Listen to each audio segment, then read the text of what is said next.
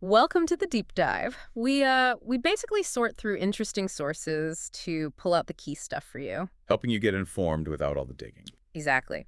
And today we're tackling something I know a lot of you learning English run into. It's that really frustrating feeling, right? When words you thought you knew just vanish. You feel like you're putting in the work, but then the word isn't there when you need it. Makes you question things. It really does. So, our mission today is to look at some strategies to make those words stick better.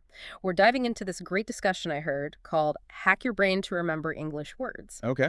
Yeah, it wasn't like a formal lecture or anything, just a really natural chat between Emily and Liam from the English and Comfort podcast. They talk about, learning English naturally. Sounds useful. So they looked at why words disappear and what to do about it. Precisely, working smarter, not just, banging your head against a wall trying to memorize lists. Okay, so first things first, this idea about forgetting words. Right. What was interesting there is that they pointed out it's kind of normal. It's how memory works sometimes. Yeah, even for native English speakers, that was a bit of an eye-opener for me. Definitely. We tend to think native speakers have this perfect internal dictionary. Right, but nope, they forget words too. The key difference, though, is how they handle it. Uh-huh. They don't seem to panic or just stop talking. Exactly. They just they find another way to say it. They gave some good examples, didn't they? Like forgetting hair dryer. Yeah, they'd say something like, oh, that thing, that dries my hair with the hot air. Simple description.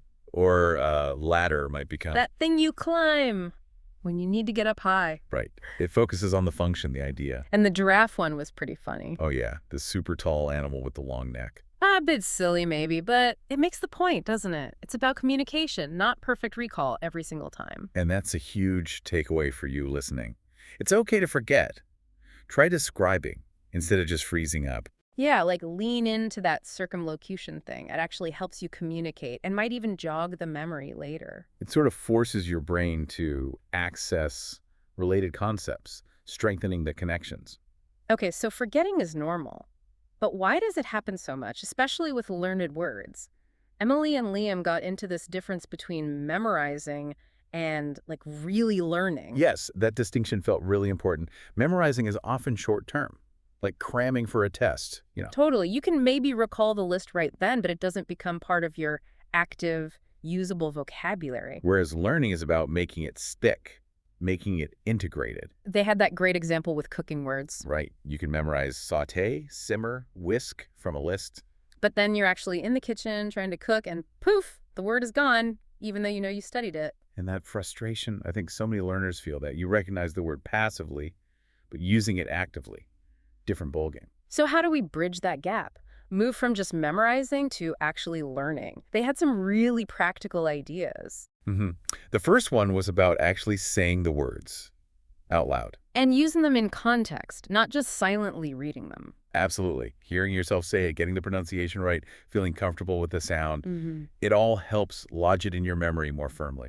And they had that small test idea, which I thought was brilliant. Yeah, narrating what you're doing. Like making an omelet. Okay, gonna make an omelet. Got my eggs. Now I need a pan. You're using the words while doing the action? Exactly. It connects the word directly to a physical experience. Makes it less abstract, more automatic eventually. Okay, so saying them, using them. Then the next big thing was connecting words to something real, something personal. Yes. Our brains are just wired to remember things better when there's a real connection, an experience, an emotion. So instead of just umbrella on a list, think about the last time you actually used an umbrella. Right. Feel the rain, maybe, or wrestling it open in the wind, shaking it off. That sensory detail helps. It makes it vivid. They use the stove example, too. Don't just learn stove. Yeah, try to, smell food cooking on it in your mind.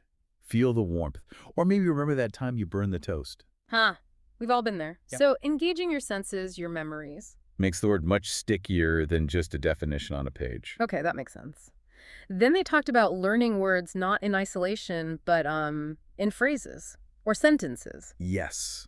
This is so crucial because we just don't speak in single words, do we? Rarely, yeah. Language works in chunks, in context. So learning refrigerator is okay, but learning I put the milk in the refrigerator is much, much better. You see how it's actually used, like its natural habitat, sort of? Exactly. You understand its function and relationship to other words. And speaking of context stories, they talked about the power of narrative. Our brains love stories. Apparently, they're like super sticky for memory. So the idea is, when you learn a new word, try weaving it into a little story, even a simple one. Hmm.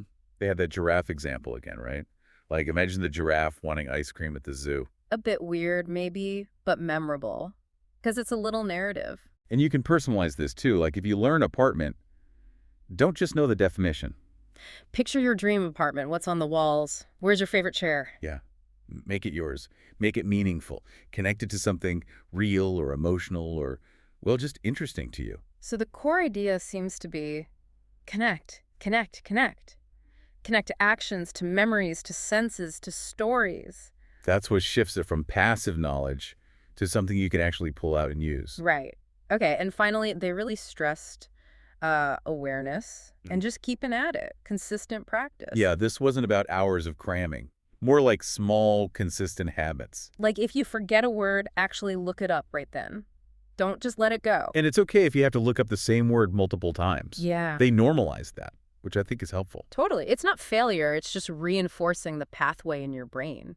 Takes repetition. They called it like filling your brain with words over time, little by little. Through that consistent effort, looking things up, noticing words. And, of course, combining all this with actual practice, you still need to listen a lot, try to speak, use the words you're learning in real situations. It all works together. The strategies make the practice more effective. Exactly. That's how you get towards actual fluency, beyond just knowing lists of words. Okay, so let's recap the main points from this deep dive. Forgetting. Totally normal, happens to everyone. Try describing the word instead of panicking. And focus on learning, not just memorizing. That means connecting words to actions, saying them aloud, linking them to real life, personal memories, senses. Using them in phrases and sentences, maybe even little stories you create. Context is king. And finally, that consistent awareness. Look up words you forget. Don't worry if it's the fifth time, and keep practicing, actively listening, speaking, using the language. Which brings us to a thought for you, the listener. Thinking about all this, what's a word you often forget? Yeah, is there one that just seems to slip away? And maybe, how could you use one of these connection techniques, a story, a memory, narrating an action, to try and make that specific word stick better this time? Or maybe think about a time you did manage to describe something when you forgot the word. How did that feel? Reflecting on your own process can be really useful. Absolutely. Well, hopefully this deep dive gave you some practical ways to hack your own brain a little, to build that English vocabulary more effectively, more confidently. Keep practicing. Keep making those connections. And you'll find those words are there for you more and more when you actually need them.